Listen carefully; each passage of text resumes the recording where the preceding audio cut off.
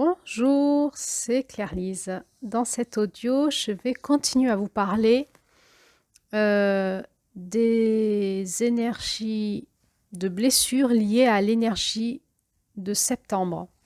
Donc, je vous ai fait un premier audio là-dessus et cet audio est la suite du premier. Là, je vais vous parler des blessures, on va dire, un peu chroniques. Si on a été blessé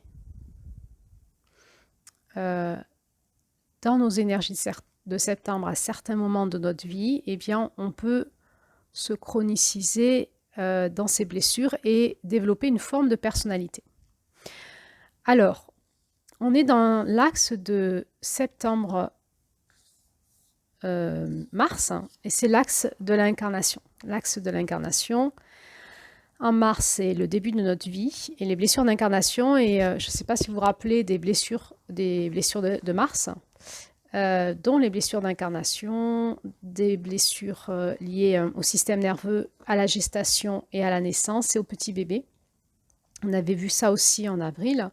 Et bien là, c'est pareil. Nous avons ces blessures que l'on va retrouver août-septembre seront les mêmes, mais versus le féminin.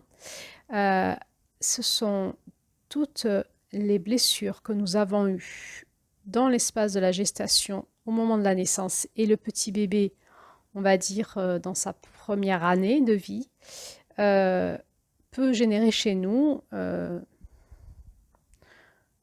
certaine forme de personnalité dont l'énergie de septembre va nous aider à y rentrer dedans pour pouvoir un peu plus la guérir. Alors, les premières personnalités que l'on peut avoir, ce sont les personnes qui sont un peu de type psychotique. On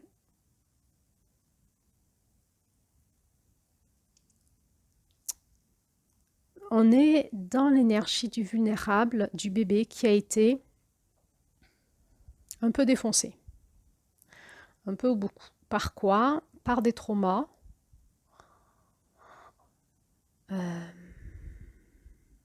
D'incarnation, de naissance, de gestation et relationnel de première année de vie. Ça va générer chez la personne un dysfonctionnement dans le développement psychomoteur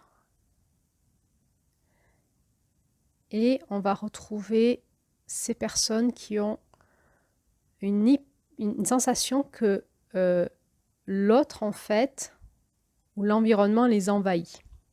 Une espèce de fusion avec l'environnement.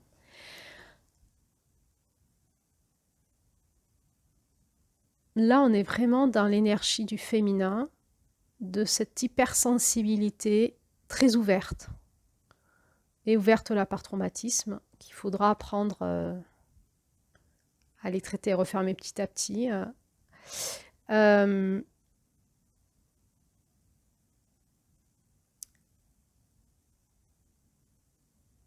C'est comme si cet enfant du lendemain de septembre était en permanence là, bloqué. Il ne pouvait pas grandir. Alors, je ne vais pas m'étendre sur tout ce qui est les syndromes psychotiques, mais on va aussi retrouver les personnalités borderline. Je vous en avais déjà parlé en août. On est dans la suite des blessures d'août. Ça va faire suite les blessures de septembre.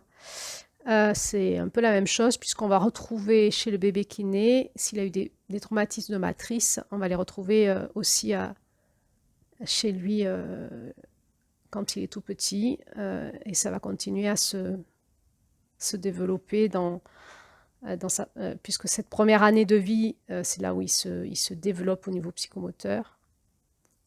On va retrouver des dysfonctionnements de développement qui sont des fois dus à des problématiques de matrice, en fait.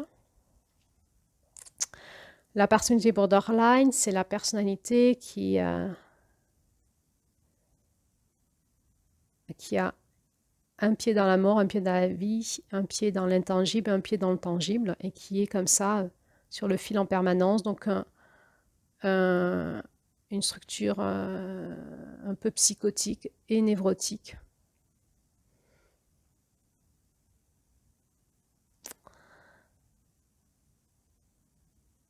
Et ça va générer des grandes angoisses. Donc, ce petit bébé, la personnalité borderline, elle a été un petit bébé souvent en hyperstress. Et on va retrouver ça dans son système nerveux, entre autres, mais on va retrouver aussi ce lien avec le cosmos.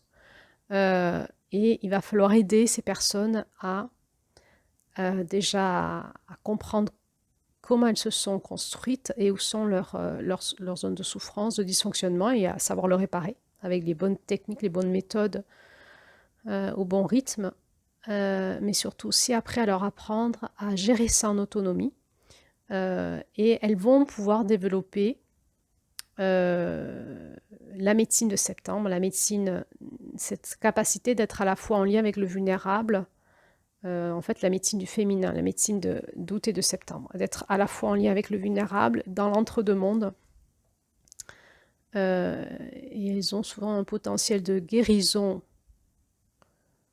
et de clairvoyance dans le féminin qui est extraordinaire.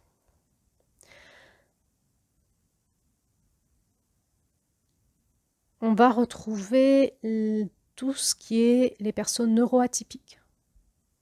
Souvent, il y a eu voilà, quelque chose qui est venu s'engrammer dans le vulnérable, en lien avec la relation du père, de la mère, l'enfant, le système nerveux, l'ADN, et on va retrouver dans les neuroatypiques, entre autres, pas que, mais entre autres, possiblement des traumatismes en lien avec la naissance et la première année de la vie. Et parfois des traumatismes qui sont juste relationnels, c'est-à-dire ce sont des enfants qui se sentent étrangers dans la famille. Ils ne fonctionnent pas comme les autres. Et il y a une difficulté d'être en relation, justement, et d'être compris. On sent que dans cette énergie de septembre, le bébé du lendemain demande à cette mère de développer cette capacité à communiquer avec l'enfant. Et parfois, nous avons eu de la difficulté à être compris par nos parents, qui va générer donc dans notre construction des grands déficits qui nous suivent souvent longtemps, où on a l'impression d'être étranger dans ce monde ou de ne pas être compris par les autres.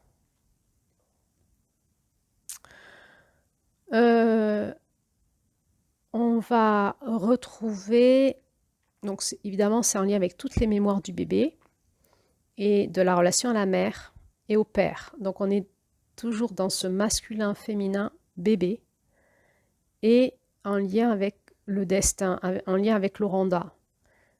Tout ce qui va être important de faire sur ces problématiques liées à l'énergie du féminin sacré finalement, des blessures du féminin sacré, ça va être de pouvoir permettre aux personnes de déployer le masculin qu'il leur faut à leur rythme pour se réparer en fait, pour pouvoir se reconnecter à leur féminin. Et pour cela, on va être obligé de passer par leur bébé intérieur, par l'espace de la mémoire du bébé. Ça va être une clé, une porte qui va nous aider à comprendre les traumatismes et ça va nous ramener toujours aussi au traumatisme février, mars, avril.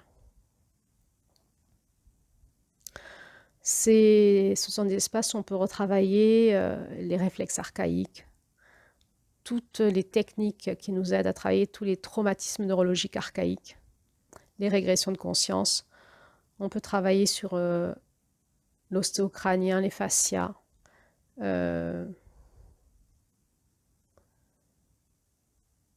la reconnexion neurologique. Souvent, il y a des clivages, voilà, c'est compliqué. Hein, c'est compliqué. Le féminin sacré comme ça, mais dans des espaces de grande insécurité, du vulnérable, en lien avec le père, la mère, la terre, l'incarnation, le ciel, la vie. Et donc, ça demande la capacité d'aller retraverser ces insécurités profondes pour pouvoir les réinformer. Et pour cela, il faut être accompagné par des professionnels compétents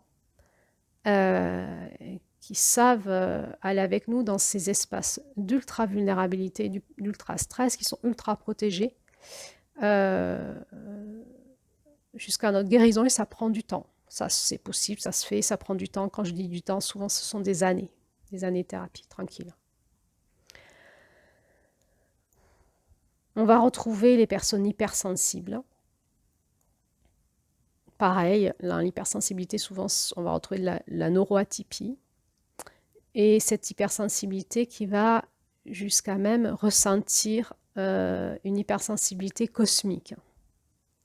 Donc, on n'est pas vraiment dans de la psychose en réalité chez ces personnes-là, même si c'est parfois difficile de pouvoir l'exprimer à des médecins ou même à des thérapeutes.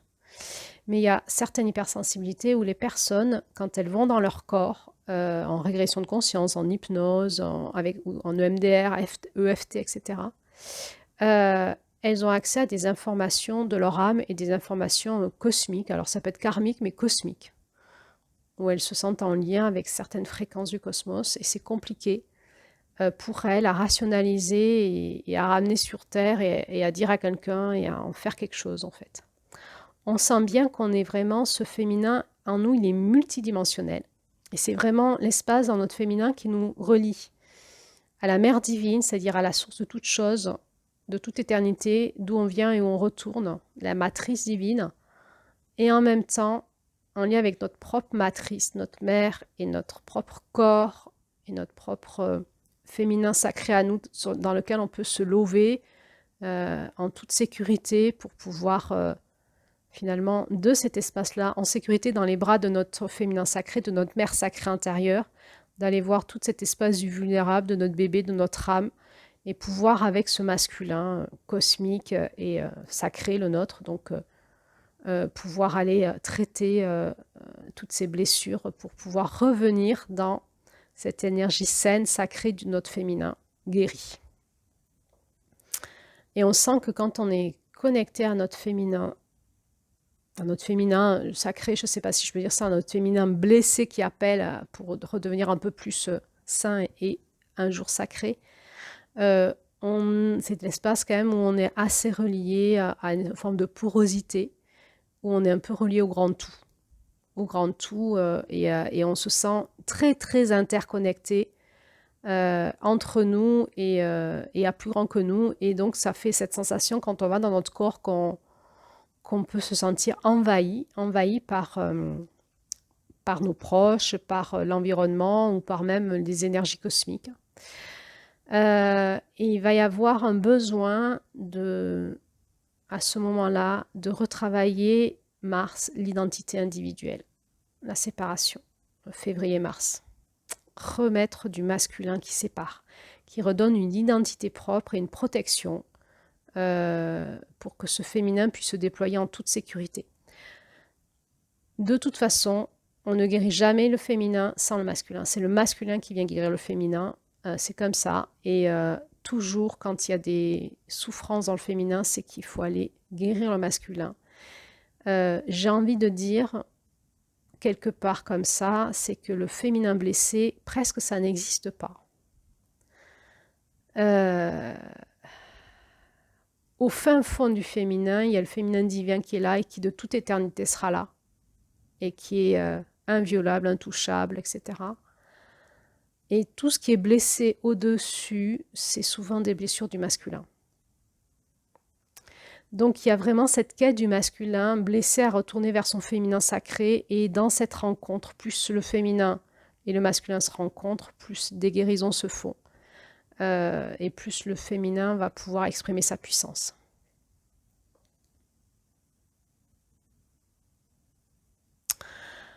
Dans cette sensation d'envahissement, on va retrouver au niveau des soins de guérison des phénomènes comme de colonisation à l'intérieur du corps, de l'énergie du corps, comme de l'annexion de certaines énergies, qu'on pourrait appeler aussi l'énergie du walking. Je parle en fait de cette étrange vérité que l'on peut voir en guérison où dans le corps des êtres humains, on peut considérer le corps comme une coupe qui contient une énergie. Dans l'énergie qu'il y a dans cette coupe, qu'on pourrait nommer l'âme, en fait, c'est une énergie qui souvent est complètement colonisée par d'autres énergies, annexées, voire même il y a eu comme un coup d'état et on retrouve même plus l'âme de la personne dans le corps, mais on retrouve une autre âme ou plusieurs autres âmes. D'où cette sensation d'envahissement qui peut être parfois réelle, en fait. C'est comme si dans le corps de la personne, c'était plus son âme, c'était une âme complètement surinfectée par d'autres âmes décédées ou plein d'autres choses, que moi j'appelle le phénomène du walking. On peut appeler ça la possession. Quand on se met dans l'espace de notre féminin ou du féminin des patients, pour moi, quand je me mets dans des soins du féminin sacré, quelle est ma posture? Je vais aller chercher en eux, dans l'énergie, dans la sensation avec mon propre féminin, leur espace où il y a cette matrice sacrée en eux qui contient tout, il y a toute la tranquillité, cet espace de cocon qui contient, voilà, qui dit je suis là, t'inquiète pas, je resterai avec toi, quoi qu'il arrive. Et là, c'est comme si je pouvais faire monter en fréquence la lumière de la conscience et je regarde en fait et on peut vraiment s'apercevoir comme si la coupe de la personne était remplie d'une énergie très très sale. Donc, on a deux façons de faire des soins, soit la façon masculine comme de partir, le guerrier de lumière qui part, qui va libérer, nettoyer, enlever. La façon féminine, elle est vraiment dans l'accueil. Il n'y a rien à faire que de juste montrer au masculin ça. Regarde, regarde mon bébé. Hein? C'est comme si ce qui était dans la coupe, cette énergie, cette âme, c'est comme si c'était mon bébé intérieur, dit regarde mon bébé va mal. Et laisser faire ce masculin sacré venir faire lui-même les soins. C'est quoi le masculin sacré quand on est versus féminin? Eh bien, c'est le complémentaire de mon féminin, donc qui est bien plus grand que ce que je peux m'imaginer et qui souvent est sur plein de fréquences différentes cosmiques avec plein de choses qui viennent en fait. Et on est un petit peu quand même dans l'énergie de juin où finalement on n'a qu'à, dans cette, je ne sais pas si vous vous souvenez, dans le conte de juin, la Luciole, là, quand elle était dans le monde du coyote, elle n'avait qu'une chose à faire, c'était à monter en fréquence de lumière et laisser les étoiles sœurs cosmiques venir s'occuper du coyote. Eh bien, c'est un peu pareil, quand on fait des soins versus féminin, on peut juste se caler sur la fréquence de la vie et de l'amour de la personne et observer tout ce qui pollue dans son âme, dans son être. Alors, on va retrouver l'énergie cellulaire, enfin, c'est très complexe en fait. Donc, du coup, je fais des raccourcis en disant ce qui est à l'intérieur de sa coupe, là, cette énergie, et on peut juste éclairer ça et appeler le masculin sacré et laisser faire les soins. Et il va y avoir un processus de nettoyage qui va se mettre en route et de libération. C'est très puissant. Et là, on est dans la puissance du féminin. La puissance du féminin, il n'y a rien à faire.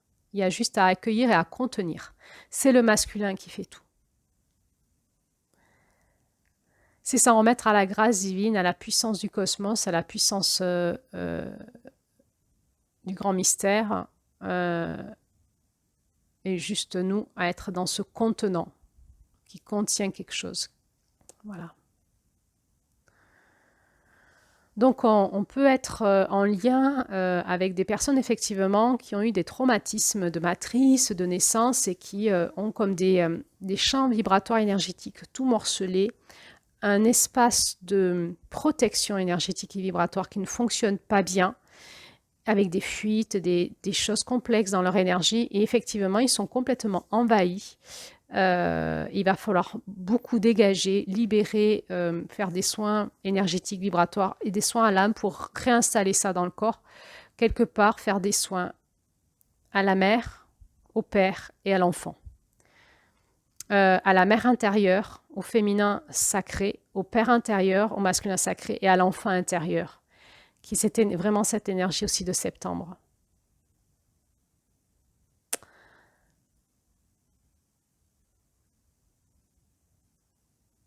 Et c'est un petit peu long, mais ça fait avancer tranquillement. Donc on sent bien que l'énergie de septembre nous met vraiment dans notre tout vulnérable, mais aussi dans notre très grand et très puissant, c'est-à-dire que c'était vraiment un espace, ce féminin qui à la fois nous connecte à la puissance du grand mystère, très très grand, très puissant, et, euh, et à quelque chose qui est tellement difficile à aller, c'est tellement vulnérable que quand on y va, on a l'impression juste qu'on va crever, qu'on va devenir fou, qu'on disparaît, quoi. Et donc, ça nous demande une grande capacité pour y aller, de tenir en fait ces sensations corporelles, énergétiques, vibratoires, euh, et à la fois d'aller chercher en nous cette puissance du masculin, cette puissance du féminin sacré en nous, et d'appeler par la prière la puissance du masculin pour la libération. Donc, ce sont des étapes initiatiques. On se fait aider, et puis un jour, on y va tout seul de plus en plus si on apprend à maîtriser ces énergies du féminin, du masculin et du cœur, et en ayant conscience que le féminin, c'est la partie de nous qui est reliée à tout. C'est-à-dire que même les entités qui nous, on va dire, qui mangent notre intériorité, elles ont elles-mêmes, à un certain niveau, au-delà de la dualité, une fréquence divine dans laquelle, avec notre féminin, on peut se relier. C'est-à-dire on peut vraiment se relier à l'intelligence de l'écosystème, de l'amour et de la vie, et juste demander au masculin sacré de cette intelligence d'agir pour refaire partir l'amour et la vie chez cette personne, dans cet écosystème qui est le sien. Et là, on est vraiment dans la puissance du féminin, et c'est incroyable tout ce qui peut se passer. C'est vraiment une énergie d'accueil et de non-faire, juste de prière en fait. Je suis là, je contiens, je regarde, je sens, je vois le vulnérable, j'appelle par la prière et je laisse faire.